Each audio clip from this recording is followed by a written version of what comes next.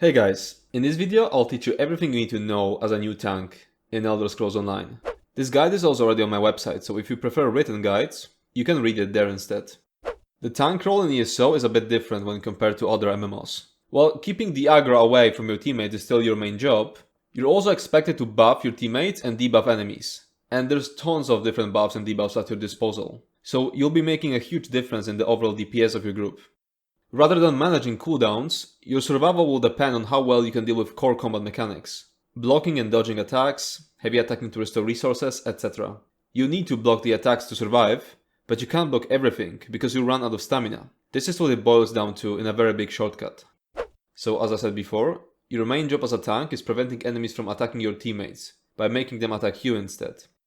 ESO doesn't have a threat system, so you can't make enemies attack you by simply dealing damage to them. You have to use taunt abilities, such as Pierce Armor or Destructive Clench. This means that quickly getting aggro of a big group of enemies is impossible, but that's by design, because it simply isn't needed. Trash packs tend to have very few elite enemies that actually need to be taunted. Most of them are just cannon fodder, that you don't need to taunt at all, because they won't kill your damage dealers or healers even if they aggro to them. Multiple people taunting the same enemy in a short period of time will trigger an overtaunt, so you can't ping-pong them back and forth. When an enemy is overtaunted, it is immune to any further taunts for 7 seconds. It takes 5 taunts within 7 seconds to overtaunt an enemy, and you cannot overtaunt an enemy on your own.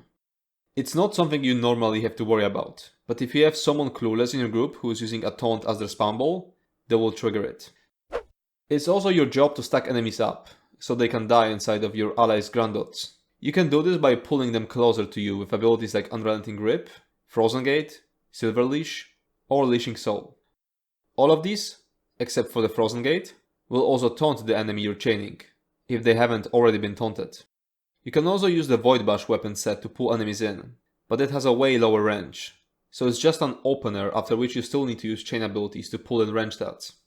Holding right mouse button, or left trigger on the gamepad, allows you to block incoming attacks, reducing their damage by 50% at base. But as a tank, you will end up with various bonuses to your block mitigation.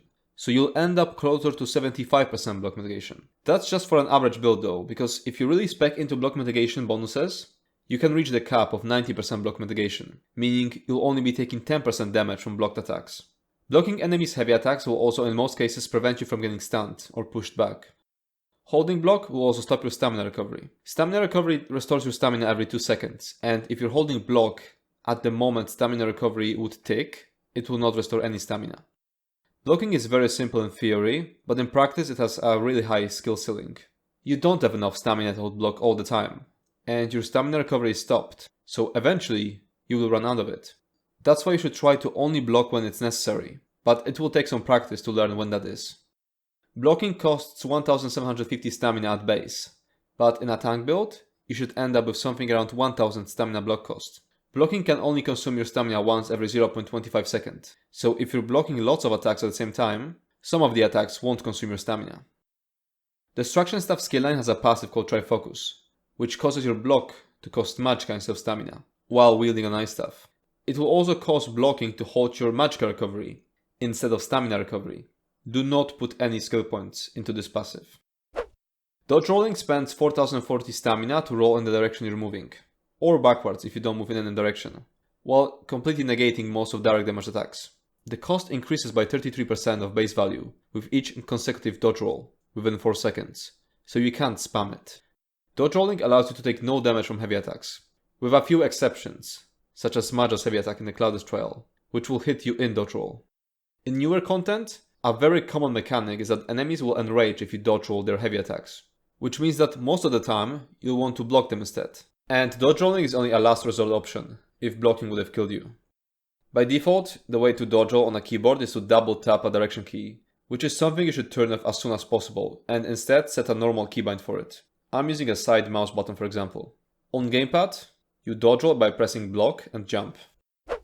Holding your left mouse button, or right trigger on a gamepad, allows you to heavy attack with your weapon, which takes either 0.8 or 1 second depending on your weapon type. Heavy attacking with a one-handed shield takes 0.8 seconds and restores 2293 stamina, while heavy attacking with an Ice Staff takes 1 second and restores 2425 Magicka. Attacking enemies who are debuffed with off balance restores double the amount of resources. heavy attacking is crucial for sustaining resources, but it also leaves you vulnerable. You cannot block while heavy attacking. You need to learn patterns of specific fights to be able to squeeze in more heavy attacks during windows during which you're not taking that much damage. You should also cast damage shields right before a heavy attack, so you can take more unblocked damage while channeling the heavy attack. Warding Contingency and Rune Guard of Stillwaters are especially good for that, due to their delayed nature. Every 2 seconds you regenerate health, stamina and magicka, equal to your health, stamina and magicka recovery stats. This regeneration is doubled out of combat. If you were sprinting, blocking or dodge rolling at the moment this recovery takes, you will not regenerate any stamina. If you are blocking with an ice staff while having the Trifocus passive, you won't regenerate any magicka, but you're not supposed to use this passive anyway. Don't fall into the trap of trying to build anything around health recovery. Health recovery is completely meaningless in the grand scheme of things, and it gets completely trampled by any heal over time ability when it comes to healing per second. Reducing the damage you take is crucial, and the main way to do it is getting more armor. In your stat sheet you'll find physical and spell resistances. These are mostly a leftover from an old system, and right now, various buffs will give you the armor stat, which stands for both physical and spell resistance. Armor has a cap of 33,000, at which point, armor will be providing you 50% damage reduction. The maximum amount of armor you can benefit from, however, is 33,100, because PvE enemies have 100 armor penetration. Reaching the armor cap is absolutely crucial to be able to survive the hardest content. In easier content you can get away without reaching the armor cap, but it's still worth getting, because it will make this content much easier. Armor has increasing returns, so each next point of armor is more effective than the previous one. For example, gaining 660 armor while you're at 0 armor will grant you 1% damage mitigation, but gaining 660 armor while you're already at 32,340 armor will grant you 1.95% damage mitigation. Now moving on to build specifics and onto classes. There are 7 classes in ESO, and all of them can be used for tanking. The balance between them is rather good, as there are only 2 classes that are clearly below others, Templar and Nightblade. And they're not even that bad survivability wise. You will survive fine with them, but you won't be providing as much group support. They simply don't bring as many important buffs and debuffs as other classes. So, sorted from best to worst for beginners, we have Dragon Knight, then Arcanist, then Sorcerer, then Warden, Necromancer, Templar and Nightblade. I won't be going into details as a part of this video, because I already made a video where I ranked different classes. And this video has a section which is specifically for beginners, so if you don't know what class to choose, you can go and watch that video. As a tank, you're only going to use 2 weapon types, one-handed shield and ice staves. These are the weapons intended for tanking. They provide bonus to block mitigation, block cost reductions, and their skill lines contain taunting skills, such as Pierce Armor and Destructive Clench. Your front bar weapon could be either one-handed shield or an ice staff. One-handed shield is the default option. It's much easier to play, as it allows you to restore stamina with heavy attacks. Ice staff can be sometimes used on front bar, but it's more difficult to playstyle that provides more support for the group. The type of the one-handed weapon doesn't matter. There is no difference between a sword, axe, mace or a dagger. Your backbar weapon, however, is always going to be an ice staff. That's because it has to be a two-handed weapon, as two-handed weapons apply stronger enchants. And you'll be using this weapon to apply the Crusher enchant, which reduces enemies' armor by 2108, which is roughly a 5% damage increase for your damage dealers. Very rarely, you can also use a lightning staff in your backbar, as the lightning elemental blockade can provide off balance, which procs the exploiter champion point. But that's only a thing in short, bursty fights. Equipment pieces in ESO form sets, usually 5-piece sets. Most of the time, you'll be wearing 2 5-piece sets of gear and a monster set on your head and shoulder slots. If one of your 5-piece sets is one-barable, you can also fit in a weapon set. What's a one-barable set though? It's a set that can work properly even if you use only 3 pieces of it on your body armor pieces or jewelry, and get the last 2 pieces from one of your weapons. Since you can bring 2 sets of weapons into combat and swap between them dynamically, you can have a set that's only active on one of the bars. Take Powerful Assault for example. This set grants your teammates a buff after you cast an assault ability. You can have Powerful Assault set active only on your back bar, have Resolving Vigor on that skill bar, and it will work just as fine as if you had it active on both bars. This allows you to put a weapon set, like for example Puncturing Remedy, on your front bar. Now look at Pearlescent Ward. This is an example of a set that isn't one-barable and has to be active at all times. If you try to put Pearlescent Ward on your back bar, your team will be losing the Pearlescent buff every time you're on your front bar. Monster sets are very specific 2-piece head and shoulder sets. Head pieces drop from dungeons in veteran difficulty, and shoulder pieces can be obtained from Undaunted coffers, which you can buy for Undaunted keys, which you can get from doing daily dungeon quests at Undaunted enclaves. There are also mythic gear pieces. You can only wear one mythic gear piece at a time. The most useful mythic is Spotter of Ruin, but since it's a shoulder piece, it's more logical to view it as if it was a monster set, since it occupies its spot. The rest of the mythics are going to come in useful extremely rarely. Now here you can see an example of a gear setup with 2 sets that have to be double barred. Now a gear setup with 1 set that can be 1 barred, which allows you to fit in a weapon set. And now a setup with 2 1-barrable sets, which allows you to fit in a mythic piece and 1 piece of the armor of the trainee. The armor in ESO comes in 3 weights: light, medium and heavy. Most of the times the best combination is 5 heavy pieces, 1 medium piece and 1 light piece, as this way you can trigger the Undaunted Metal passive, which grants you 2% of all maximum resources for each unique armor weight type. Of course, this won't be the best setup for every single fight, but it's the best for the majority of them. Going with more heavy pieces than 5 can be useful in fights where you want more block mitigation, if you need more armor, or if the damage taken is primarily martial, so physical, bleed, poison, and disease damage types. Going with more medium pieces can be useful if you need to dodge roll a lot in a certain fight. And light pieces are very good in fights where the damage taken is primarily magical, so magic, flame, shock, or frost. Each piece of gear has a trait, which is an additional bonus. Gear drops with a random trait, but it can be changed or reconstructed later using the transmutation station. Armor pieces, weapons, and jewelry pieces are drawing from different trait pools. Armor pieces can come with these traits: Reinforced, which increases this item's armor value by 16%, Nirnhout, which increases this item's armor value by 253, Divines, which increases Mundus stone effects by 9.1%, Sturdy, which reduces block cost by 4%, Well-Fitted, which reduces the cost of sprinting and roll dodging by 6%, Invigorating, which increases health, magicka and stamina recoveries by 16%, and Infused, which increases effect of armor enchantments by 25%. There's also Training and Impenetrable, but they're completely useless for us. The first step is getting enough Reinforced or Nirnhout pieces to reach the armor cap. Reinforced becomes better than Nirnhout on pieces which have base armor value higher than 1581. There's also a lot of other variables that will have an impact on our armor, such as race, item set bonuses, champion points, or weapon type. After you fit the armor cap, Divines and Sturdy are the best default traits to put on the remaining pieces. Divines will simply increase your magicka recovery by boosting your Mundus, and is the best all-around trait.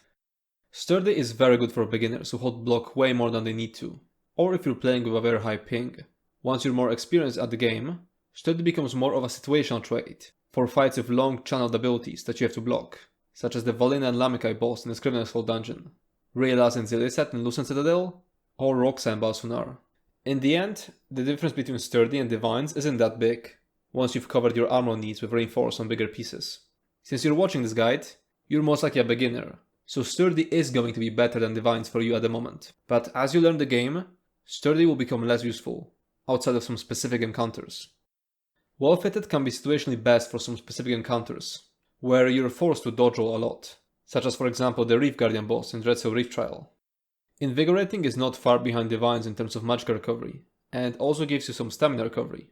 It's also the only way to get more recovery from armor traits, if you're not using the Mundus. Infused can be a decent trait, especially at the beginning, but in later dungeons and trials, Zos started putting tons of damage that scales with your maximum health, which makes Infused not that good, and sometimes even a detriment. Now moving on to weapon traits, we have Charged, which increases your chance to apply stats effects by 117.5%, or 235% if it's a two-handed weapon. Decisive, which grants you a 27.5% chance to gain an additional ultimate point whenever you gain an ultimate, or 55% if it's a two-handed weapon. Infused, which increases the effectiveness of the weapon enchant by 30% and reduces its cooldown by 50%. Defending, which increases armor by 1638 or 3276 if it's a two-handed weapon. Powered, which increases healing done by 4.5% or 9% if it's a two-handed weapon. And Nirnhout, which increases damage of the weapon by 15%. There is also Precise, Sharpened, and Training, but these won't be relevant for us. So here's how you choose a trait. For your Bugbear weapon, it's extremely simple. Your Bugbear weapon is always going to be a 200 weapon, and a huge majority of the time is going to be infused, in order to boost the Crusher enchant. In trash packs, if you're a PC player using Gear Swap add-ons, you can change this infused staff to a charged one, in order to make Minor Brittle provided by your Pulsar much more reliable. As for your Frontbar weapon, Decisive is a very good default trait, as it will slightly boost your ultimate generation, allowing you to support your group better by casting more ultimates, such as Aggressive Horn. Charge is a very good option for Dragon Knights, as it can boost their sustain through the combustion passive, but it can also be a decent option for any class. A charged weapon combined with the Shock enchant can provide some uptime of the Minor Vulnerability debuff. If your Frontbar weapon is an Ice Staff, then the charged trait can help with keeping up Minor Brittle. There are better ways of keeping up these debuffs, such as for example Rune of the Colorless Pool, but in an unoptimized environment, providing some uptime with your enchants is better than nothing. Infuse can be a decent option when combined with the Weakening enchant, which reduces enemies' damage done.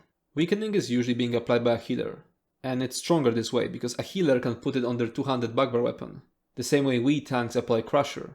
But applying a less effective Weakening with your Frontbar weapon can be an option when doing dungeons without a healer, in a 1 tank, 3 damage dealers comp.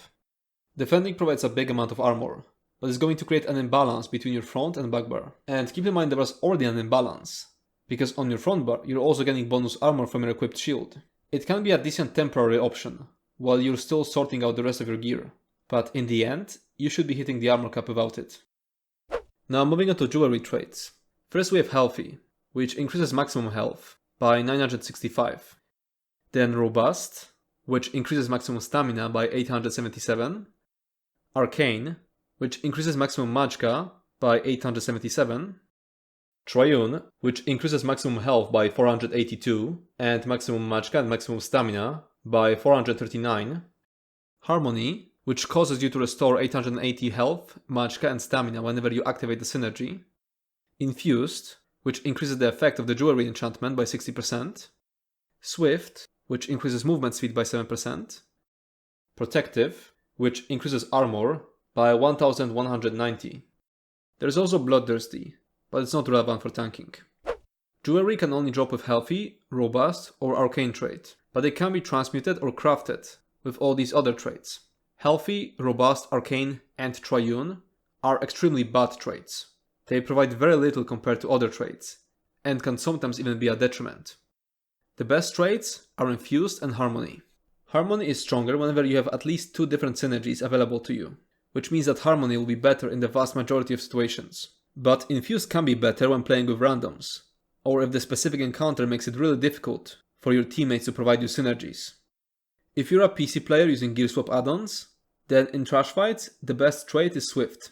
The movement speed is really useful there, and trash is usually easy to deal with, so you don't need the additional sustain from Harmony or Infused. Keep in mind that the case is different in Infinite Archive, as the trash there isn't trivial, so you should treat it basically like boss fights, and use Harmony or Infused. Protective is a last resort for reaching the armor cap. Using it will hurt your sustain by quite a bit, but it's better than going against a very difficult boss without being armor capped. Each piece of gear can also be enchanted, and once again, armor pieces, weapons, and jewelry pieces can be enchanted with different things. Armor enchants are extremely simple. You have an enchant for each of the 3 resource types, and a prismatic defense enchant, which grants all 3 types of resources, and is more effective than the single resource enchants. Ideally you'll want prismatic defense enchants on every single armor piece, but they're expensive, so until you get there, you should use a mix of health, stamina, and magicka enchants. Now moving on to weapon enchants, and keep in mind that these values will be halved when put on a one-handed weapon. First we have Glyph of Crushing, which reduces the target's armor by 1622 for 5 seconds. When placed on an infused weapon, this glyph will provide 2108 armor penetration, which translates to roughly a 5% damage increase. The infused weapon trait will also reduce its cooldown from 10 seconds down to 5, allowing you to keep it up with 100% uptime. The elemental blockade skill takes every 1 second, so it will proc this enchant on cooldown. Next we have Glyph of Shock, which deals 2534 shock damage. Dealing shock damage with a weapon enchant has a high chance to proc the concussion stats effect, which applies minor vulnerability for 4 seconds, which increases enemies' damage taken by 5%. Next we have Glyph of Frost, which deals 2534 frost damage. Dealing frost damage with a weapon enchant has a high chance to proc the chill stats effect, which applies minor brittle for 4 seconds if you're wielding an ice staff, which increases enemies' critical damage taken by 10%. Next we have Glyph of Weakening, which reduces the target's weapon and spell damage by 348 for 5 seconds. 348 weapon damage reduction will reduce enemies' damage done by 6 to 10%. Each boss has a different amount of base weapon damage, so it varies. This enchant has a 10-second cooldown, so you can only keep up 100% uptime if your weapon has the infused trait. Next up we have Glyph of Hardening. It grants you a 3290 point damage shield for 5 seconds, on a 10-second cooldown. It's a decent defensive enchant. Next we have Glyph of Absorb Stamina, which deals 1900 physical damage and restores 354 stamina, on a 4-second cooldown. Dealing physical damage with a weapon enchant has a high chance to proc the standard stats effect, which applies minor beach for 4 seconds, which reduces enemies' armor by 2974. Next up we have Glyph of Absorb Magicka, which deals 1900 magic damage and restores 354 magicka, again on a 4-second cooldown. Glyph of Prismatic Onslaught, which deals 1900 magic damage and restores 430 health and 177 magicka and stamina. And Glyph of Poison, which deals 2534 poison damage, which is a very good sustain enchant for Dragon Knights, because dealing poison damage with a weapon enchant has a high chance to proc the poison stats effect, which procs the combustion passive, which restores 1000 stamina and magicka.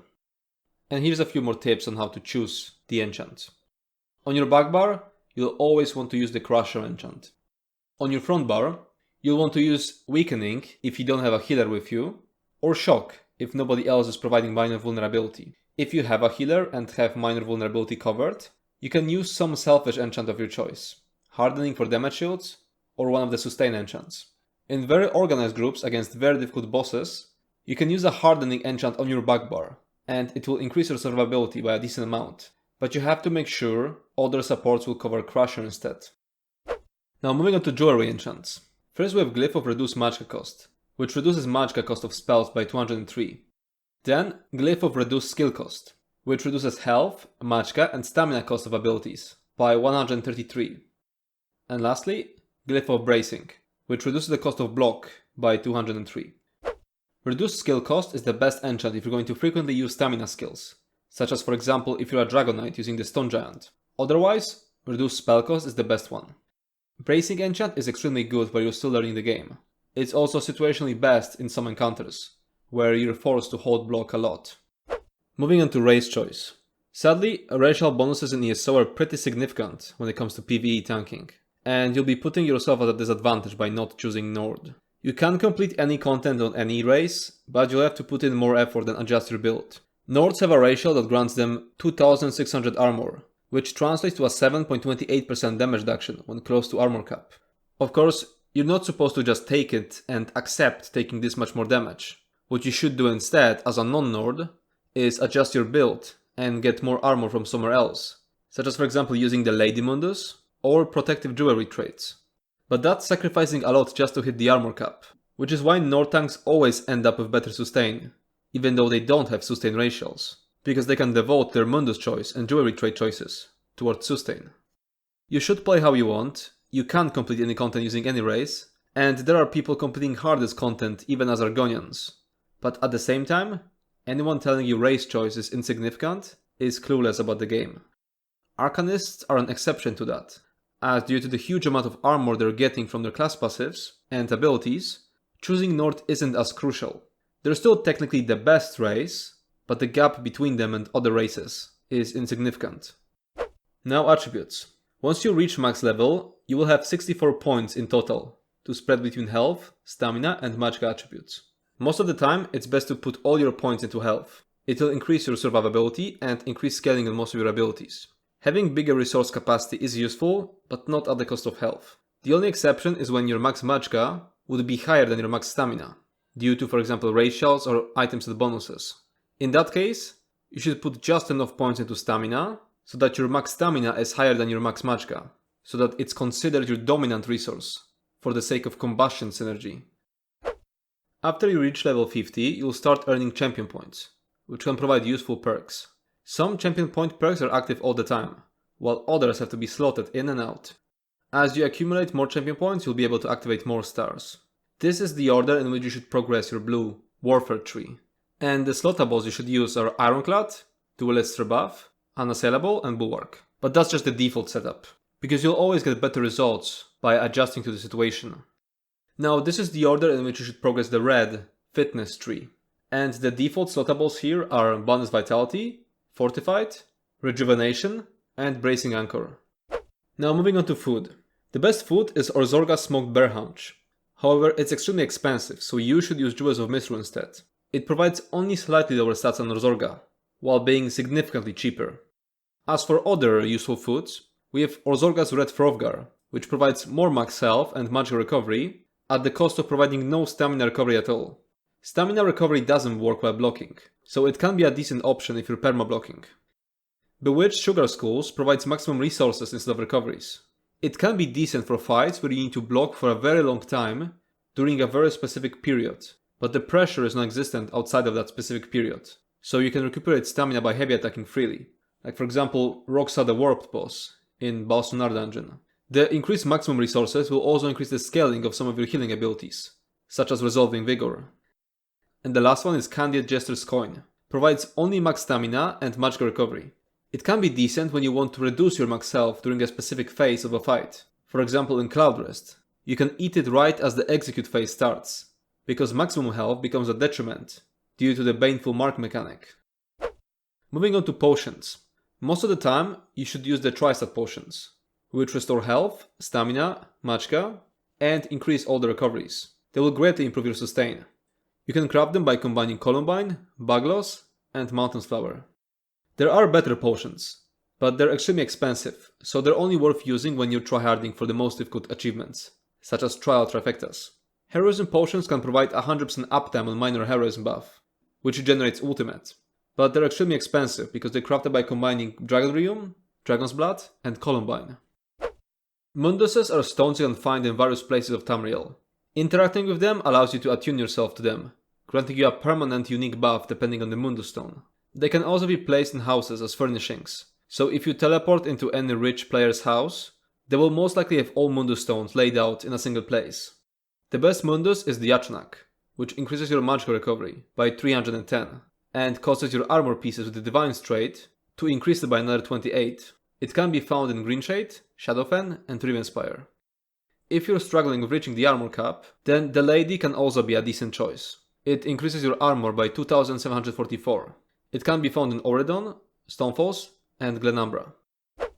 Now moving on to more practical stuff. Leveling up or doing any non-group content, such as questing, in a tank build is horrible. So you should use the Armory system so you can switch between a tank build and a DPS build. There is no point in bringing a tank build unless you're doing group content. You can get your Armory station for free from the Crown Store menu. This is the crafted gear setup you can start with. You do not need to start with a crafted setup, and you can move on straight to the setup from dungeons, because normal difficulty dungeons are easy enough to clear while wearing random gear pieces you pick up from questing. This crafted setup is for people who are anxious about tanking and need a stepping stone setup, even though it isn't really needed. Sets like Fortified Brass or Central Defender, though this one is from Overland, not crafted, can be better than Druid's Braid, but Druid's Braid has the benefit of not becoming mostly useless when you stop wearing 5 pieces of it. And it's important because I can't know what content you're going to farm first. Are you going to get a monster set first and replace head and shoulder slots? Or are you replacing weapons and jewelry first? With Druid's Braid, it doesn't matter, because it's slowly losing effectiveness piece by piece. The Druid's Braid shield will also stay relevant for you, even past your beginner phase, especially if you're an Arcanist. Now this is a starting setup you can get from dungeons. Turning Tide drops from normal or veteran Shipwright's Regret. Crimson Oath's Rive drops from normal or veteran the Dreadcellar. Tremor Scale drops from veteran Volenfell. Trainee drops from starter zones. Druid's Braid is crafted. Replace Trainee and Druid's Braid with Puncturing Remedy, which drops from normal or veteran Dragonstar Arena, if you don't have access to Scribing and are using Pierce Armor. Tri-stat enchants are better than single stat ones, but they're extremely expensive. And the reason I listed them here, but not in the crafted setup, is because Tremor Scale and Turning Tide will stay relevant past your beginner phase. So if you can afford Tri-stat enchants, you should go for it. Now moving on to more advanced stuff. I want to talk briefly about dungeons. The dungeons in ESO are content for 4 people, so the intended team comp for them is 1 tank, 1 healer and 2 damage dealers. However, because of dungeons only allowing groups as small as 4, you can gain a massive DPS boost by ditching that healer and getting a 3rd DPS. And that's what quite a lot of people are doing. Especially because many of the dungeons, especially the old ones, simply do not have any healer mechanics. You either take no damage or get one shot as a punishment for failing a mechanics. So the healer wouldn't have anything to do anyway. Trash packs in dungeons are trivial compared to bosses. Your job is to first taunt the elite adds, then chain in the smaller adds, and then keep up buffs and debuffs until the enemies die. Against bosses it's impossible to give any rough outline of what to do because they vary so much. The only thing that will be consistent is that you're supposed to taunt it at the beginning and not die. The trials in ESO are content for 12 people, so the usual team comp for them is 2 tanks, 2 healers and 8 damage dealers. They tend to be harder than dungeons. Common terms used to describe the duties of each tank in a trial are main tank and off tank. Main tank usually taunts the main boss while off tank takes the secondary boss or adds, though it isn't always as simple. Because of that, off tank tends to have more freedom of movement, so they will use sets such as Powerful Assault, because main tank might not be able to reach the entire group with it. Some abilities provide synergies to your allies, which allow them to press X, or Y and B on Xbox, or triangle plus circle on PlayStation, to cause some additional effect. When you activate a synergy, you can't use that same synergy again for 20 seconds. Using synergies provided by your allies will be crucial for your own sustain. The most important synergy for sustain is Combustion, from Necrotic Orb, or either of its morphs. It gives you 3960 of either stamina or magga, whichever is your higher maximum resource. The Blessed Shard synergy from Spear Shards and Holy Shard synergy from Luminous Shards have the same effect and also share the cooldown with Combustion, although Holy Shards restores both resources. For each Harmony trait on your jewelry, every synergy you activate will restore 880 of health, magga and stamina. With the Undaunted Command passive, synergies will also restore 4% of your health, magga and stamina. Now let's talk about some of the most common buffs and debuffs you're expected to keep up as a tank. Major Breach and Minor Breach. Together these two debuffs will apply 8922 armor penetration, which is roughly a 19.5% damage increase. You will be applying both of them with the Pierce Armor skill, or with Elemental Susceptibility, combined with Ice Elemental Blockade. Next is Major Resolve. This buff increases your armor by 5948, which provides between 9% to 15% damage mitigation, depending on your current armor. It's absolutely crucial for your survival, and every class has some skill that provides Major Resolve. If you're a Warden, it's also your duty to keep this buff up on your teammates, because you have access to Expansive Frostcloak. Next up we have Minor Resolve. This buff increases your armor by 2974, which provides between 4.5% to 8.2% damage mitigation, depending on your current armor. Any class can easily keep it up with the Resolving Vigor skill, which is also an extremely strong heal over time. Next is Major Force. This buff increases critical damage by 20%, which is roughly a 7.8% damage increase. You can provide 10 seconds of this buff with the Aggressive Horn ultimate. In organized groups, you'll be able to coordinate your ultimate casts with other supports, with one of you wearing the Saxius champion set, to provide a much better uptime on this buff. Next is Minor Brittle. This buff increases critical damage by 10%, which is roughly a 3.9% damage increase. Minor Brittle can be applied for 4 seconds when you proc the Chilled stats effect, while wielding an Ice Staff. So you'll be proccing it with Destructive Clench, as long as you don't swap off of the Ice Staff bar while the projectile is traveling. But a way more reliable way of keeping this debuff up is a skill like Rune of the Colorless Pool, which applies it for 20 seconds. And the last one is Minor Vulnerability. This buff increases enemies' damage taken by 5%. It can be applied for 4 seconds when you proc the Concuss stats effect. So you could proc it with, for example, a Shock enchantment on your front bar weapon. But a way more reliable way of keeping this debuff up is once again a skill like Rune of the Crawler's Pool, which applies it for 20 seconds. Moving on to Scribing. The Scribing system is extremely useful for tanking, but I won't be getting into details as a part of this video. Here's a really good guide on how to get through the questline and obtain all the scripts made by Goro, and you can find a link in the description. And here's a video I made on how to put the scripts together. And that's it for this video. If you have any more questions, you can comment down below, or join our Discord server Wildheart. As always, feedback will be appreciated. If you enjoyed this video, make sure to subscribe to my channel and check out my Twitch. Thanks for watching and see you next time.